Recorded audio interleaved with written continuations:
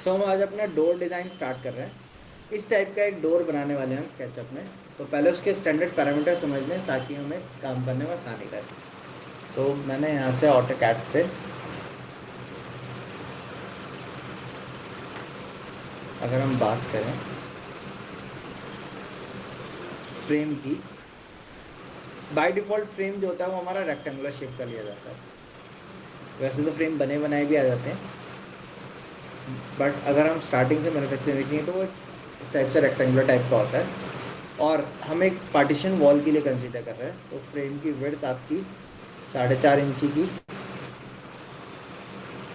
और ये फ्रेम मैं ले रहा हूँ विड्थ इसकी 3 इंच। ठीक है।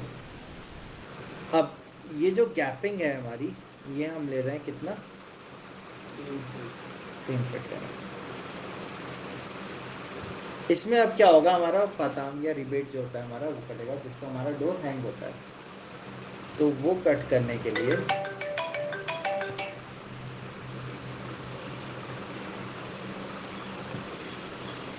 मैंने यहाँ से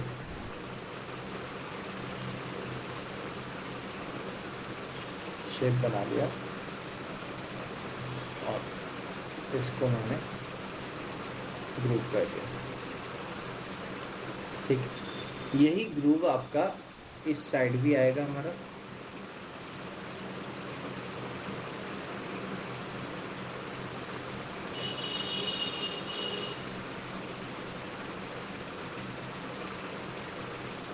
ठीक।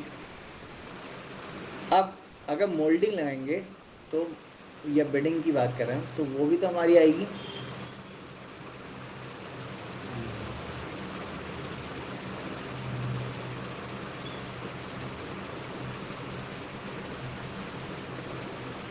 उसके बाद इसके बीच में हमारा डोर आएगा।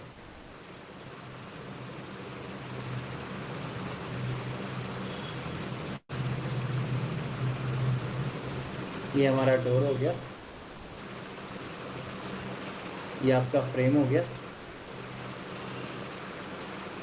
एंड ये आपके क्या हो गई, मोल्डिंग हो गई, है ना। यही होगा हमारा। अब इसका जो ग्रूव कटता है रिबेट, वो किस साइज का कटता है भाई? तो फ्लश डोर हमारा जो होता है वो 35 mm का होता है। थिकनेस 35 होती है। तो अगर उस पर लैमिनेट या बीटर लगाते हैं तो 40 mm पड़ जाता है आपका, लगभग 1.5 इंची।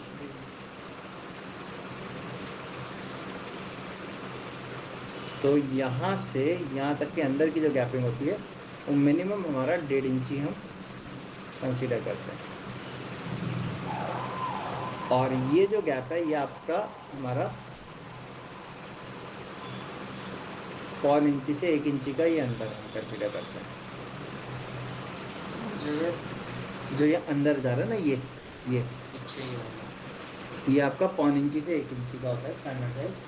और ये आपका यहाँ से यहाँ तक का 1.5 इंची होता है स्टैंडर्ड। एक्चुअली जब बिल्डिंग लग जाएगी तो थोड़ा सा और आगे फ्लैश आ जाएगा। और कई बार जब हमें रिपेयर करनी होती है, जैसे कि अब मान लो सपोज ये वाला डोर है, मैं इसको रिपेयर करूँगा, तो उसमें क्या करना होगा, चारों तरफ इसके जो विनियर की टक्कर लगेगी, या पहले विनियर के लिए कल देखना पड़ेगा। वुड का बोर्ड है तो विनियर इसमें डायरेक्ट लग जाएगी, नहीं है तो मुझे क्या करना पड़ेगा, पहले MDF की प्लाई लगानी पड़ेगी, सॉरी MDF HDMR की प्लाई लगानी पड़ेगी बोर्ड, उसके ऊपर फिर हमारा क्या होगा, विनियर चिपकेगा। तो जो थिकनेस होगी वो चारों तरफ सब जगह बढ़ जाएगी, वो इवनली डिस्ट्रीब्यूट हो जाएगी। हाँ, सब पे। अब ऐसा करने से क्या होता है, जब क्लाइंट को हम विनियर लगाते हैं ना, तो विनियर लगाने के लिए अब मान लो क्लाइंट का डोर जो था वो इस टाइप का था, जैसे पुराना डोर है उनका, तो उसमें कुछ कार्विंग हुई हुई है इस तरीके से। और कार्विंग के ऊपर विनियर नहीं चिपक सकती डायरेक्ट, और चिपकेगी तो कट कट करके लगानी पड़ेगी, लुक नहीं आएगा। तो हमें क्या करना पड़ता है, पहले इस कार्विंग को ख़त्म करने के लिए प्लाई से इसको क्या कर दिया, कवर कर दिया हमने। ठीक। अब प्लाई को कवर कर दिया तो प्लाई की थिकनेस उसकी ऐड हो गई 6 mm की। उसके ऊपर क्या किया, विनियर लगाया हमने, तो कम से कम 4 mm या 5 mm का विनियर लगा होगा हमारा। 5 mm का विनियर और 6 mm की प्लाई, कितना ऐड हो गया, दोनों साइड 20 mm 11 mm इस तरीके से ऐड हो गया। मोरलेस आप 10 मान लो, दोनों तरफ 20 mm क्या हो गया, बढ़ गया। पुराना डोर जो था वो 1 इंची का था, अब 1 इंची उसमें क्या हो गया और ऐड हो गया, तो डोर कितने का हो गया, 1.5 इंची का हो गया। अब जब क्लाइंट पकड़ रहा है एंट्रेंस के टाइम पर डोर, तो उसको फील क्या लगेगा, बहुत हैवी डोर कर दिया, ठीक है। जबकि हमने क्या किया, डोर को खाली रिपेयर किया, ट्रीट किया उसको, और ट्रीट करने में डोर क्या हो गया, पूरा हैवी दिखने लगेगा। तो इस तरीके से हम डोर्स को अच्छा कर सकते हैं। अगर आप उसकी थिकनेस बढ़ा दोगे, डोर क्या लगेगा एंट्रेंस पे, कई बार आप कहीं भी आप एंट्रेंस पे जाओगे ना, अब पुराने टाइम पे जो डोर थे वो काफ़ी हैवी लगाए जाते थे, अब डोर उतने हैवी नहीं बनाए जाते हैं। तो उनको हैवी करने के लिए क्या किया जाता है, आपका विनियर की पट्टी लगा देते हैं उसके ऊपर, खाली विनियर लगाओगे तो 5-5 10 mm पड़ेगा खाली।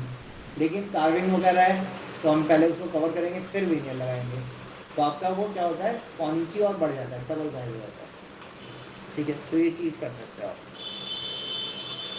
अच्छा, अब हम अपने बेस एलिमेंट पे चलते हैं।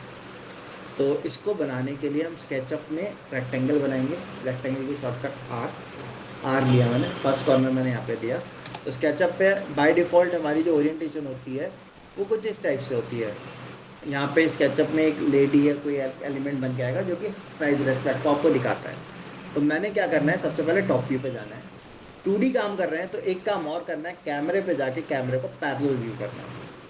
पैरेलल व्यू कर दिया। अब यहाँ पे आप क्या करोगे, रेक्टेंगल कमांड पे जाओगे, आर लिया, पहला कॉर्नर मैंने यहाँ दिया और रेक्टेंगल बनाया मैंने 3 इंची, 3 इंच लिखा, 3 लिखा, इंच में तो बन ही रहा है बाय डिफ़ॉल्ट।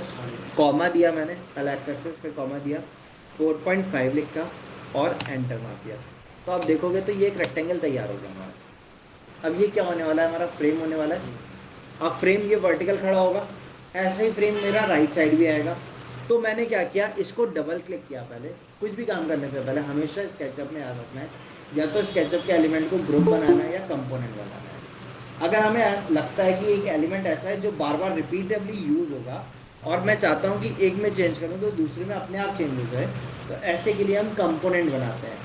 और मैं चाहता हूँ पहले से दूसरे का कोई लिंकेज ना रहे, तो हम ग्रुप बनाते हैं। जैसे वॉल है तो वॉल को मैं क्या करूँगा, ग्रुप बनाऊँगा। क्यों?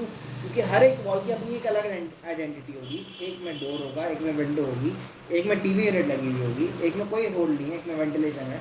तो वॉल की अलग क्या है, अलग अलग एंटिटी है, तो उनको हमें क्या बनाना है, ग्रुप। लेकिन फ्रेम जो है, जो ये राइट साइड लेफ्ट साइड में खड़ा हो रहा है, ऐसे ही अपोजिट एक राइट साइड में भी आना है, तो इसको क्या बनाया जाए, कंपोनेंट। तो मैंने इसको डबल क्लिक करके सेलेक्ट किया। डबल क्लिक करके सेलेक्ट, सिंगल क्लिक करेंगे तो खाली फेस सेलेक्ट होगा। फेस सेलेक्ट करके आप उसको ना तो कंपोनेंट बना सकते हो ना ग्रुप। आपको एजेस के साथ सेलेक्ट करना होगा, तो उसके लिए फेस को डबल क्लिक करेंगे, सेलेक्ट हो गया। राइट क्लिक किया, राइट क्लिक करके हमने इसको क्या कर दिया, कंपोनेंट। आप देख सकते हो कंपोनेंट के आगे यहाँ पे जी लिखा हुआ है। ये जी क्या है, इसका शॉर्टकट है। तो आप चाहो तो जी प्रेस कर सकते हो सेलेक्ट, या मैंने जाके क्लिक करा। जब हम क्लिक कर रहे हैं तो यहाँ पे आप देख सकते हो डेफिनेशन के अंदर कंपोनेंट का नाम पूछ रहा है, क्या लिख के आ रहा है, कंपोनेंट #1। अब ये क्या चीज़ बना रहा है, फ्रेम है, तो मैंने यहाँ लिख दिया फ्रेम ऑफ डोर, हो गया। अब मैंने अपने व्यू को बदला, ओरिएंटेशन बदली। हमेशा 3D में जब भी कन्वर्ट करना है तो हमेशा ओरिएंटेशन को बदल लेना है। ओरिएंटेशन बदलने के लिए आपने व्हील को अंदर प्रेस किया और डोर घुमा दिया। अब मैं इसको चाहता हूँ पैन करके नीचे ले आऊँ, तो पैन करने के लिए आपको व्हील को अंदर दबाना है, शिफ्ट को दबाना है और खींचना है। ऑटोकैड की ये कंट्रोल अपोजिट है। ऑटोकैड में अगर आप व्हील दबाते हो तो पैन होगा और शिफ्ट दबाओगे तो रोटेट होगा। इसमें उल्टा प्रोसेस होता है, ठीक है। अब मुझे इसको हाइट देनी है, तो मैंने तो ये कंपोनेंट बना दिया है। तो अगर मैं अभी हाइट दे रहा हूँ इसकी, तो आप देखो हाइट आ रही है क्या, नहीं आ रही। अच्छा, हाइट देने से पहले मैं इसका एक डुप्लीकेट कॉपी भी बना लेता हूँ। तो मैंने इसको सेलेक्ट किया, सेलेक्ट करने के बाद एम प्रेस किया। ऑटोकैड में तरीका क्या होता है, पहले हम ऑब्जेक्ट का कमांड देते हैं, मूव कमांड देना है तो मूव कमांड देंगे, फिर ऑब्जेक्ट सेलेक्ट करेंगे, फिर एंटर करके पॉइंट देंगे, फिर मूव करेंगे। लेकिन स्केचअप में प्रोसेस उल्टा है ऑटोकैड के कई, जैसे कि कमांड का पहले आपने जिस ऑब्जेक्ट को कॉपी या मूव करना है, पहले उस ऑब्जेक्ट को आपको सेलेक्ट कर लेना है। सेलेक्ट करने के बाद अब आपने कमांड देनी है एम, दे दिया हमने। एम देने के बाद अब आपको पॉइंट बताना है कहाँ से आप इसको पिक करना चाह रहे हो। मैंने इसको इस पॉइंट से पिक किया। अब ये पिक तो हो रहा है, लेकिन ये मूव हो रहा है या कॉपी हो रहा है, मूव हो रहा है। मैंने कंट्रोल दबा दिया, अब क्या हो रहा है, कॉपी। तो मैंने कॉपी करके पहले इसको यहाँ रख दिया। क्यों? क्योंकि अब 3 फीट का गैप चाहिए मुझे। अब मैं किधर लेके जाना चाह रहा हूँ इसको, सीधा। ये कौन सी डायरेक्शन आ रहा है, एक्स एक्सेस है। किस कलर से दिखा रहा है एक्स एक्सेस, सॉरी रेड। अब अगर मैं इसको यहाँ स्ट्रेट लेके जाता हूँ तो आप देखोगे रेड एक्सेस में दिखा रहा है, बट लॉक नहीं हो रहा। अगर डायरेक्शन को लॉक करना है तो जिस डायरेक्शन में जा रहे हैं हम, जैसे कौन से डायरेक्शन में आ रहा है, राइट साइड जा रहा है, तो राइट साइड वाले एरो को मैंने दबा दिया। अब कितना गैप चाहिए मुझे, 3 फीट, 36 लिख के एंटर कर सकते हो। अगर आपको एग्जैक्ट mm में गैप चाहिए तो आप यहाँ से mm में भी बता सकते हो, लेकिन मैंने 1000 लिख के एंटर किया तो 1000 क्या लिया उसने, इंच लिया, अंडू किया। अगर मुझे mm में चाहिए, मैंने यहाँ से सेलेक्ट किया, मूव किया, डायरेक्शन को लॉक किया, लिखा 1000, और उसके बाद क्या लिखा, mm लिख के एंटर मार दिया। ओ सॉरी, यहाँ से लिखा 1000 mm, यूनिट कौन सी लगी हुई है इसकी, हाँ मीटर लगी हुई है। आर्किटेक्चर किया हमने, कट किया इनको डिलीट किया, वापस से रेक्टेंगल पे गए, कितना 3/4.5 इंच का बना दिया हमने। इसको वापस से डबल क्लिक किया, क्या किया, कंपोनेंट, क्या नाम दिया कंपोनेंट का, frame of door.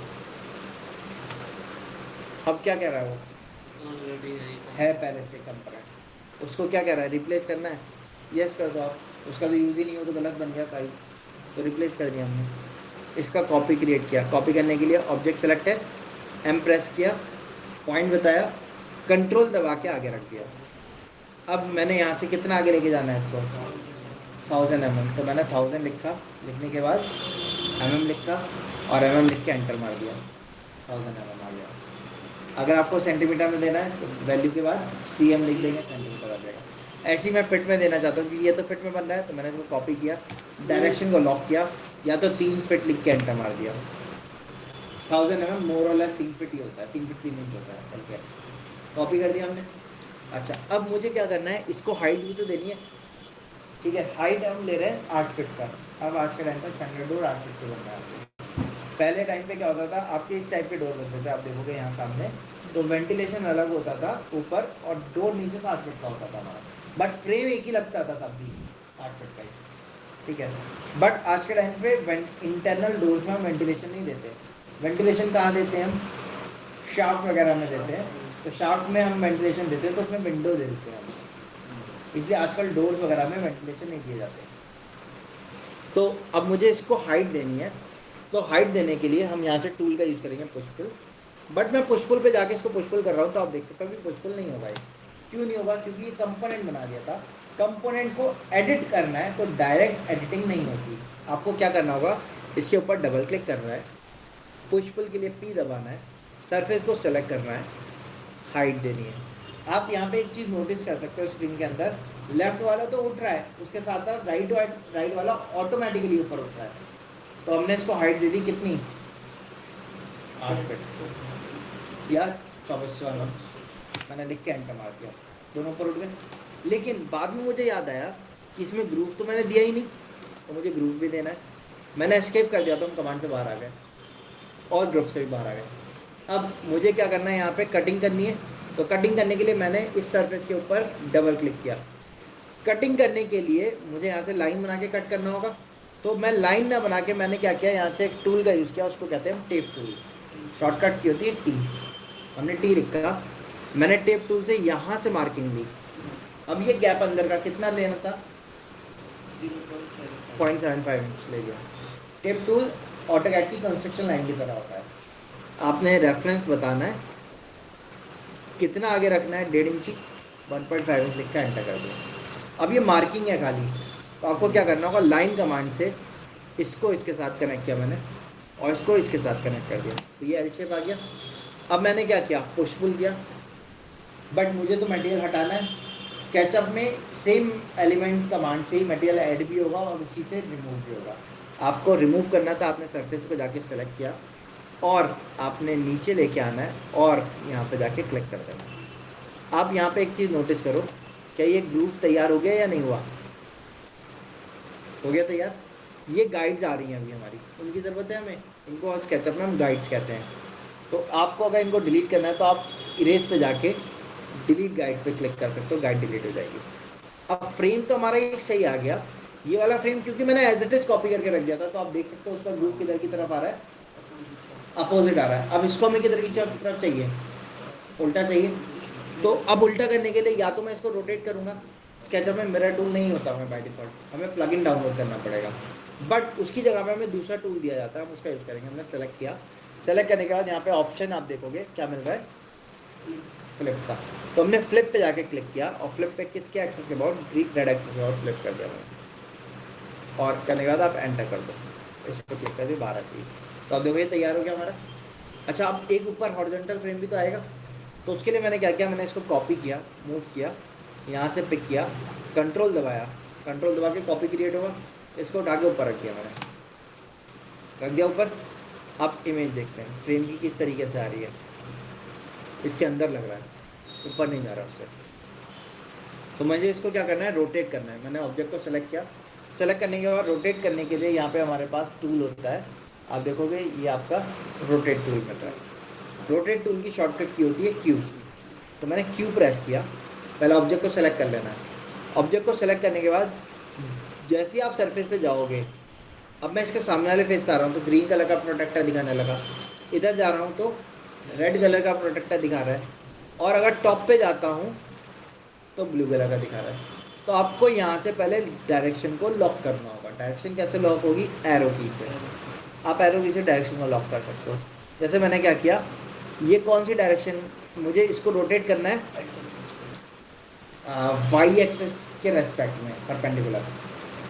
X access तो इधर जा रही है ना, वाई एक्सेस में परपेंडिकुलर। तो आप देख सकते हो अभी ये ग्रीन एक्सेस जो होती है वो वाई एक्सेस को रिप्रेजेंट करता है, ठीक है।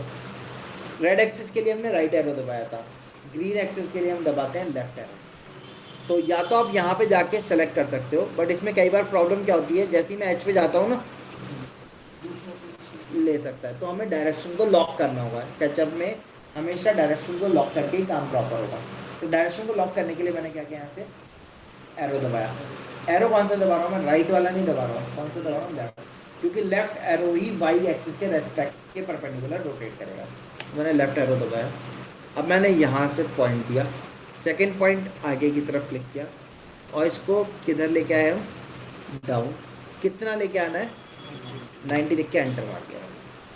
यहाँ तक क्लियर है। अच्छा, अब इतना करने के बाद ये तो इसके अंदर मर्ज होकर आ गया, इसको मूव कर देते हैं, यहाँ से उठा के यहाँ रख दिया हमने। बताओ इतना क्लियर है, ठीक। लेकिन इसका साइज तो इससे ज़्यादा चला गया। अब हमें क्या करना है, इसके साइज को छोटा करना है। अगर मैं इसको छोटा करता हूँ, मैंने इसको डबल क्लिक किया, पी लिखा, मैं इसको पुश पुल करके छोटा कर रहा हूँ, क्या हो रहा है, क्योंकि दोनों तीनों सेम ही तो कंपोनेंट है। ऑटोकैड में ये फीचर नहीं होता कि आपने एक ब्लॉक बनाया, उससे आपने मल्टीपल ब्लॉक बना दिए।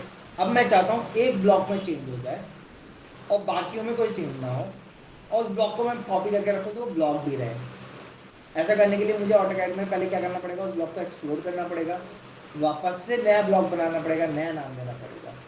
लेकिन स्केचअप में हमारे पास क्या होता है, फीचर होता है, आप अपने कंपोनेंट को सेलेक्ट करके राइट क्लिक करिए और इसके अंदर हमें ऑप्शन दिया जाता है मेक यूनिक।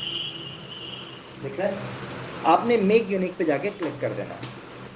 जैसे ही आप क्लिक करोगे ना, आप यहाँ पे डेफिनेशन, यहाँ पे एंटिटी इन्फो दिखती है, ये डिफ़ॉल्ट ट्रे होती है, इसको ज़रूर आपको ऑन रखना है। अगर ये ऑफ हो जाए तो आप यहाँ से विंडोज़ पे जाके डिफ़ॉल्ट ट्रे पे जाके शो ट्रे कर सकते हो। अब यहाँ पे सबसे पहला आप ज़रूर ऑन रखिएगा एंटिटी इन्फो। ये क्या करता है, जैसे आप एलिमेंट को सेलेक्ट करते हो ना, उसकी इन्फॉर्मेशन देने लगता है। जैसे कि यहाँ पे आप देखो क्या दिखा रहा है, सॉलिड कंपोनेंट है, और उनकी क्वांटिटी भी हमें बता रहा है कितनी है, एक मॉडल के अंदर 2 है, मतलब स्पेस के अंदर, और उसका नाम क्या है, उसके साथ साथ उसकी वॉल्यूम भी बता रहा है। मतलब अगर मुझे किसी को कॉस्टिंग निकाल के देनी हो तो मुझे वुड की CFT बतानी चाहिए, यानी कि क्यूबिक फीट, यानी कि वॉल्यूम बताना चाहिए। तो यहाँ से वो वॉल्यूम भी कैलकुलेट कर लेता है। तो अब मैं इसको सेलेक्ट करता हूँ, तो इसका नाम देखो क्या लिख के आ रहा है, #1 कर दिया, क्योंकि यूनिक कर दिया ना हमने, तो नाम तो उसको बदलना पड़ेगा, उसने अपने आप बदल दिया। अब इसको मैंने डबल क्लिक किया, रोटेट किया, पुश पुल पे गए, मैंने जाके इसको यहाँ से यहाँ तक अटैच कर दिया, हो गया अटैच। अब यहाँ पे इसका ये जो ये ग्रूव है, ये इसके ऊपर तो जाना चाहिए क्या, नहीं, तो ये वाला ही इससे अटैच हो जाए या ये वाले फिल हो जाए, एक ही बात है। एक्चुअल में क्या होता है, एक दूसरे के अंदर फंसा के बनाया जाता है, बट सामने से हमें दिखता तो है नहीं वो। तो हम क्या करेंगे, मैंने इसको डबल क्लिक किया, और डबल क्लिक करने के बाद मैंने क्या किया, लाइन कमांड दी, यहाँ से एक लाइन कनेक्ट कर दी। कनेक्ट करने के बाद मैंने इसको पुश करके आगे तक अटैच कर दिया, तो अब देखो ये कवर हो गया। ऐसे ही सेम फीचर मुझे इधर की तरफ करना है, तो मैंने रोटेट किया, लाइन ली मैंने, कहाँ से, इसको यहाँ से यहाँ तक कनेक्ट कर दिया, और इसको डबल क्लिक कर दिया मैंने, पी लिखा, अच्छा से हो गया, मैंने इसको खींच दिया पीछे तक। अब आप देखो ये हमारा एक फ्रेम तैयार हो गया, यहाँ तक कोई डाउट। अब मुझे इस पर क्या बनाना है, एक बिडिंग देनी है। तो बिडिंग देने के लिए मैंने क्या किया, टेप टूल लिया वापस से, यहाँ से आगे की तरफ लिया। हमारे बिडिंग हम किसकी बनाते हैं जनरली, या तो MDF में बनाएंगे या SDF से बनाएंगे, या बोर्ड की बनाएंगे, उसकी प्लाई की बनाएंगे, है ना। बोर्ड की भी बना देते हैं नॉर्मली, वुड के बोर्ड की, और उसके ऊपर माइका चिपका देते हैं। अगर सीलन वगैरह का दिक्कत होता है या अच्छा काम करना है, तो हम या तो MDF में बनाते हैं या SDF में बनाते हैं, ठीक है। तो इनकी थिकनेस जो होती है वो स्टैंडर्ड ही आती है हमारी, ठीक है, 12 mm स्टैंडर्ड होती है। तो मैंने इसको आगे लेना है, कितना आगे लेना है, या तो आप 12 लिख के mm दे दो, या 12 mm आधी इंची होता है, तो आधी इंची मैंने इसको आगे ले लिया। जब मैं इसकी डिटेल बनाऊंगा ना AutoCAD में स्केचअप से, तो इंच में तो प्रॉपर आएगा, बट mm में क्या होगा, आधा इंची 12.3 mm बैठेगा हमारा, 12.25 mm, ठीक है। तो अगर आप इंच में डिटेल देना चाहते हो तो आप यूनिट को इंच में डिफाइन करो, और अगर आप डिटेलिंग देना चाह रहे हो mm में या सेंटीमीटर में, तो आप उसी यूनिट में डिफाइन करो, ठीक है। जैसे कि मैं इसकी डिटेल भी अभी आपको देके दिखाऊंगा। तो मैंने यहाँ से टेप टूल से मार्किंग दी, मैंने इसको दिया 12 mm दे दिया। अब यहाँ से मार्किंग दी पीछे की 100 mm दे दिया, R लिखा, रेक्टेंगल लिया मैंने, इस कॉर्नर से इस कॉर्नर तक कनेक्ट कर दिया। इसको डबल क्लिक किया, और डबल क्लिक करके क्या कर दिया हमने, या कंपोनेंट क्या बनाया जाए, इसमें दोनों ही बना सकते हैं, कंपोनेंट भी बना सकते हैं, कंपोनेंट भी बनाएंगे, ग्रुप भी बनाएंगे, कि दो के भी पार्ट है। मुझे बताओ मैं क्या बनाऊँ, कंपोनेंट बनाऊँ या ग्रुप बनाऊँ,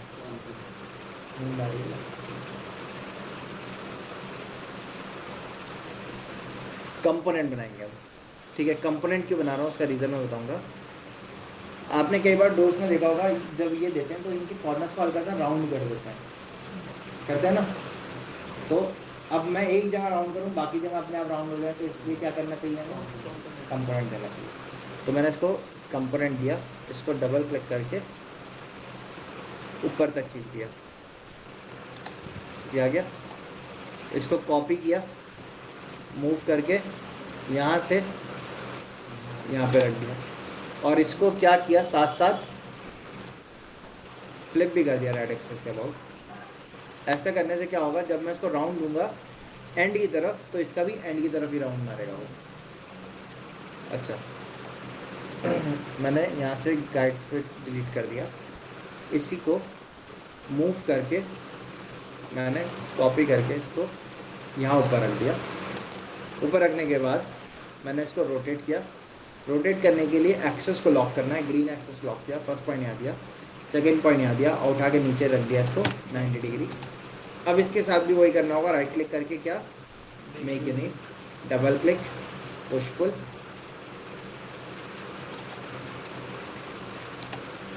अब लेकिन जब आप यहाँ देखोगे तो इसमें एक हेयर लाइन गैप आपको देखने को मिलेगा यहाँ पे, तो मुझे भी यहाँ पे एक हेयर लाइन गैप देना होगा।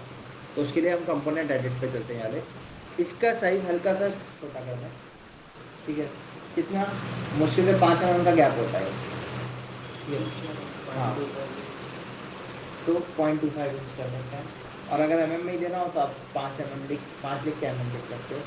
अब वो गैप देने के लिए मुझे इसका सरफेस तो दिखना चाहिए, तभी तो मैं पुश पुल कर पाऊँ। अभी पुश पुल कर सकता हूँ क्या मैं? साइड से पुश पुल करना है तो मैं अभी कर सकता हूँ क्या? तो मैंने क्या किया, इसमें कमांड लिया K।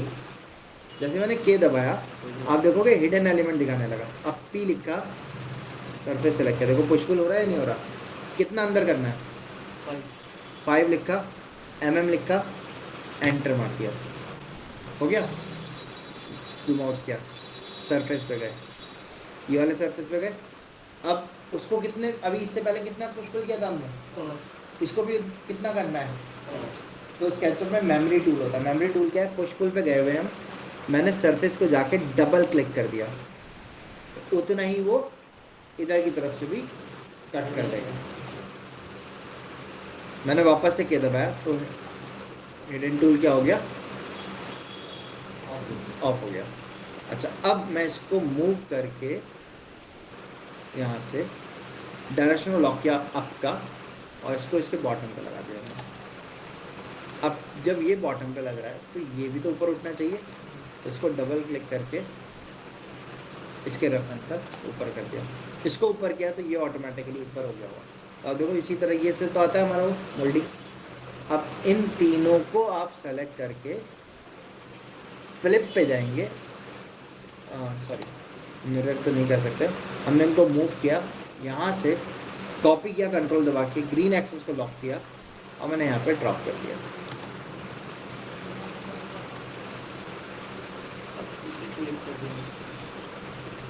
ठीक है, हाँ। अब इन तीनों को सेलेक्ट करके आप सबसे पहले क्या कर दो, ग्रीन एक्सेस के अबाउट फ्लिप कर दो, ठीक। अब इनमें आप एक चीज़ नोटिस कर सकते हो, ये ग्रूव दिख रहा है हमें, जो इसका था इधर की तरफ ग्रूव होता है हमारा, एक ही तरफ तो होता है ना। तो मैंने क्या किया, इसको डबल क्लिक किया। अच्छा, अब इसको कुछ चेंज करूँगा तो उसमें भी चेंज हो जाएगा। तो आप क्या कर सकते हो, इन सब को सेलेक्ट करके मेक यूनिक कर दिया, इसको डबल क्लिक किया, पुश पुल करके मैंने इसको अंदर कर दिया 0.75 इंच, डबल क्लिक कर दिया यहाँ पे 0.75 इंच।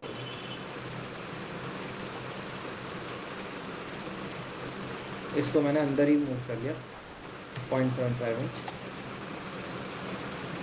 और इसको भी अंदर मूव कर लिया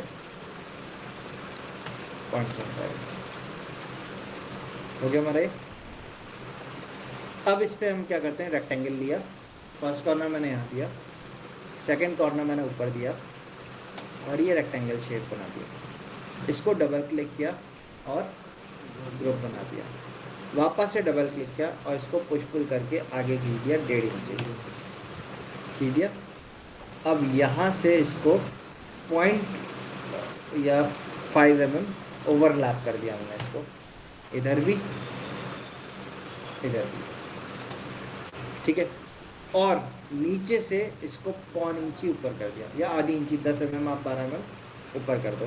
तो मैंने इसको 12 mm, 0.12 mm में दिया, इसको ऊपर खींचा, 12 mm ऊपर कर दिया, क्योंकि डोर आपका वॉल फ्लोर से गैपिंग पे होता है, फ्रेम नीचे तक जाता है बट डोर आपका ऊपर है गैप पे रहता है। तो इस तरीके से डोर आ गया हमारा।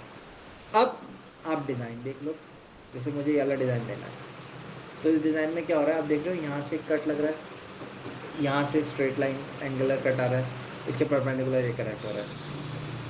तो मैंने इसको एक्टिव किया, जब मैं इसको एक्टिव कर रहा हूँ तो बाकी एलिमेंट भी दिख रहे हैं ना। तो हम यहाँ से क्या कर सकते हैं, व्यू में जाके कंपोनेंट एडिट में जाके यहाँ पे ऑप्शन होता है hide rest of the model, आप इसको क्लिक कर सकते हो, जिससे बाकी सारे एलिमेंट हाइड हो जाएंगे। अब हाइड हो जाएंगे तो हम इस पर कटिंग आराम से दे सकते हैं। जैसे कि नीचे से हम गैप ले लेते हैं 8 इंची या 12 इंची का, नीचे वाला गैप, ठीक। ये वाला जो गैप है ये लगभग 4 फीट के आसपास या उससे ऊपर 5 साढ़े 4 फीट ले लेते हैं, तो इसके लिए हमने क्या किया, स्केचअप में गए, टेप टूल लिया, नीचे से गैप लिया मैंने पहला 8 इंची का, और यहाँ नीचे से दूसरा गैप लिया 4.5 फीट का। ठीक, ये दोनों मार्किंग आ गई हमारी। अब यहाँ से जो लाइन ले रहे हैं, ये लाइन यहाँ तक जा रही है, उसके बाद तो जा नहीं रही हमारी, ये वाली लाइन ऊपर तक जा रही है, तो इससे आप ऊपर का गैप ले सकते हो। ये गैप कितना होगा, लगभग 15 इंच। 15 इंच से थोड़ा ज़्यादा होगा, 2 फीट तो कम से कम लेना चाहिए हमें, 1.5 से 2 फीट तो होना चाहिए। तो मैं अभी 2 फीट ले लेता हूँ इसको। मैंने यहाँ से 2 फीट नीचे ले लिया। अब 2 फीट अगर मैं ले रहा हूँ तो आप देख सकते हो काफ़ी ज़्यादा क्लोज हो जाएगा ये। तो मैंने इसको ऊपर ले लिया 6 इंची, इस वाले को इरेज कर दिया, और इसको 6 इंची नीचे कर दिया मैंने, इसको इरेज कर दिया। अब लाइन टूल पे जाके मैंने इसको इससे कनेक्ट कर दिया। हो गया कनेक्ट। मैंने टेप टूल लिया, इससे पैरेलल लाइन ली। टेप टूल से हमेशा पैरेलल लाइन आती है, इसके पैरेलल क्लिक करूँगा तो इसके पैरेलल आएगी। मैंने टेप टूल लिया और ये एंगुलर लाइन पे क्लिक करके इसको यहाँ पे इंटरसेक्शन पे ड्रॉप कर दिया। ड्रॉप कर दिया तो अब इसके रेफरेंस से मैंने यहाँ पे लाइन आ गई, ये लाइन 2 लाइनें बना दी हमने ये। अब यहाँ से लाइन कनेक्ट करनी है इसके ऊपर। ये वाली जो लाइन होनी चाहिए ये इसके परपेंडिकुलर आ रही है, नहीं आ रही है? अच्छा, अब ये जो है ये इसके मिडिल से थोड़ा सा आगे जा रही है। टोटल 3 फीट था ये हमारा, है ना? 3 फीट का हाफ क्या होगा, 1.5 फीट। तो 1.5 फीट से ज़्यादा कम, एक तरफ का गैप ज़्यादा एक तरफ का कम है, तो मैंने इसको 15 इंची लिया पहले।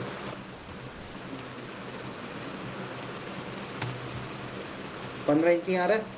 यहाँ इंटरसेक्शन से लाइन ली मैंने और मैं इसके परपेंडिकुलर आ रहा हूँ। तो देख रहे हैं आप, जब ये एंगल आ जाए, ये लाइन आ जाए, कलर आ जाए, तो इसका मतलब ये क्या हो रही है, इसके परपेंडिकुलर आ रही है रेफरेंस पे। तो मैंने इसको यहाँ पे क्लिक कर दिया, इसको देखा, ये मोर और लेस लगभग ठीक लग रही है। अब यहाँ पे हम देखें तो इन दोनों के बीच में भी एक गैप आ रहा है। ये गैप मैंने ले लिया यहाँ से टेप टूल से। अगर मैं यहाँ तक लेता हूँ तो इसमें क्या हो रहा है, ये यहाँ पे कनेक्ट रही है मेरे में, यहाँ पे कनेक्ट तो हमें करनी नहीं है, इसके नीचे जा रही है। नीचे कहाँ तक जा रही है, इससे इसके लेवल से ऊपर जा रही है। देखो, इसके लेवल से हल्का सा ऊपर जा रही है। तो मैंने टेप टूल से मार्किंग ली और यहाँ पे मैं ले आया इसको 2.5 फीट लाइन ली मैंने। 2.5 फीट ज़्यादा आगे जा रही है, मैंने इसको 2 फीट लिया। 2 फीट सही है, 2.5 फीट ज़्यादा हो जा रही है। लाइन टूल लिया यहाँ से और इसको इस पर कनेक्ट कर दिया। कनेक्ट करने के बाद इसकी ज़रूरत नहीं है, इनको हटा दिया। यहाँ से डिलीट गाइड पे जाके गाइड्स को डिलीट कर दिया। तो अदरवाइज शेप तैयार हो गया हमारा। ठीक है, अब क्या करना है, मुझे इनके लिए ग्रूव देना है। ये एक्चुअल में क्या चीज़ है, ग्रूव है ना। ग्रूव कितने का होगा ये वाला हमारा? 3x3 का होगा ग्रूव हार्डली, है ना। इंटीरियर में ग्रूव अगर हम डोर वगैरह पे दे रहे हैं तो हार्डली 3x3 का सी टाइप ग्रूव चलता है। और अगर बड़ा ही ग्रूव देना है तो 5x5 का ग्रूव सी टाइप का चलेगा, इससे ज़्यादा बड़ा ग्रूव नहीं होता है। तो सामने आप देखो ना, वो ग्रूव भी हार्डली 3 mm का होगा, 2.5 से 3 mm का। तो 3 mm का ही ग्रूव देते हैं। तो 3 mm का ग्रूव देने के लिए मैंने क्या किया, ऑफसेट टूल लूँगा मैं, जैसे ऑटोकैड में था। अब ऑटोकैड में हमें करना होता तो पहले क्या करना पड़ता है, इसको पॉलीलाइन या बाउंड्री देनी पड़ती। स्केचअप में सरफेस अपने आप में बाउंड्री होती है, तो आपको F दबाना है, सरफेस के ऊपर जाना है। और मैंने इसको अंदर पुश किया, कितना, मैंने 2 mm ले लिया, 2 mm लिख के एंटर कर दिया। 2 mm क्यों किया, क्योंकि 2 mm इधर से भी आएगा। 2 mm कैसे करना है, F दबाना है, सरफेस पे जाना है और अंदर की तरफ 2 mm लिख के एंटर कर देना। फिर F प्रेस किया, डबल क्लिक किया, F प्रेस किया, डबल क्लिक कर दिया, 2 mm अंदर हो गया। अब यहाँ से सेंटर लाइन को आप क्या करो, डिलीट कर दो। इनकी सेंटर लाइन को डिलीट कर दो, हो गया। अब इस ग्रूव का कलर कैसा है, जब तक आप कलर नहीं दोगे, अगर मैं इसका ऐसे ही ग्रूव दे दूँगा, डेप्थ दे दूँ और रेंडर निकाल लूँ, तो ये गैप इतना कम है, उसमें आपको ग्रूव कई बार, अगर अच्छी क्वालिटी आपने नहीं निकाली तो ग्रूव दिखाएगा ही नहीं। तो हम चाहते हैं ग्रूव हाईलाइट कर जाए, तो हाईलाइट करने के लिए मैं जनरली क्या करता हूँ, ग्रूव को कलर दे देता हूँ। जैसे मैंने यहाँ से चारकोल ग्रे कलर लिया, यहाँ से ग्रूव को सेलेक्ट किया, वो कलर को सेलेक्ट किया, सेलेक्ट करके ड्रॉप कर दिया। अब देखोगे सारे सरफेस के ऊपर आ गया हमारा। अब मैंने क्या किया, पुश पुल लिया और इस सरफेस को अंदर पुश कर दिया 4 mm।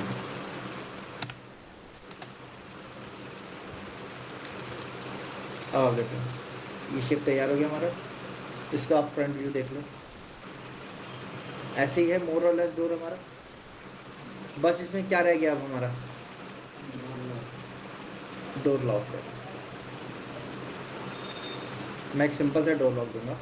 मैंने यहाँ से 3 फीट 6 इंच की मार्किंग ली, पहले साइड से गैप लिया, यहाँ से 2.5 इंची का रेक्टेंगल टूल लिया, R लिखा, कंट्रोल दबाया और ये रेक्टेंगल बना दिया 1.5 बाई 1.5 का। हो गया तैयार।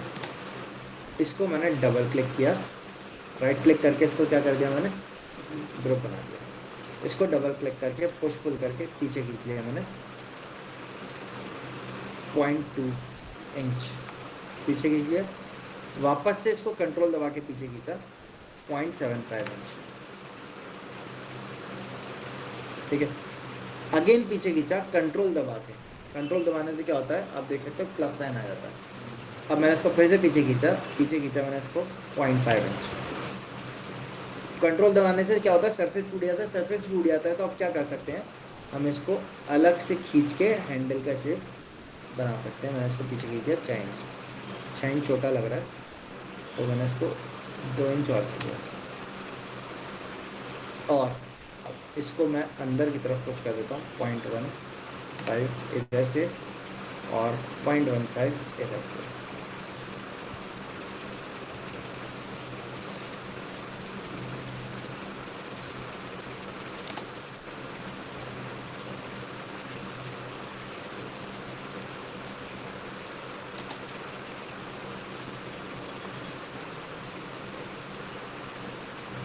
और उसकी थिकनेस एक्चुअल में ज़्यादा ही हो रही है 0.15। मैं 0.15 दोबारा से इधर से इधर से इधर से और इधर से पुश करके रिड्यूस कर दिया और इसको भी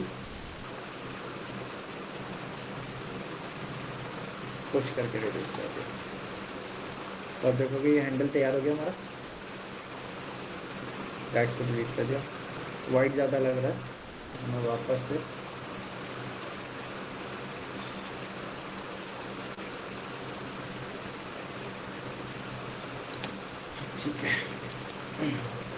ठीक है हैंडल तैयार हो गया और डेप्थ ज़्यादा हो गई, इसको 1.5 इंच कम करवा दीजिए। हैंडल तैयार हो गया हमारा ये इस टाइप का। हैंडल को भी कलर आप दे दो, मैंने इसको ब्लैक कलर दे दिया हैंडल को। तो इस तरीके से हमारा डोर का एक एलिमेंट तैयार होता है, ठीक है। आज की वीडियो में इतना रखते हैं।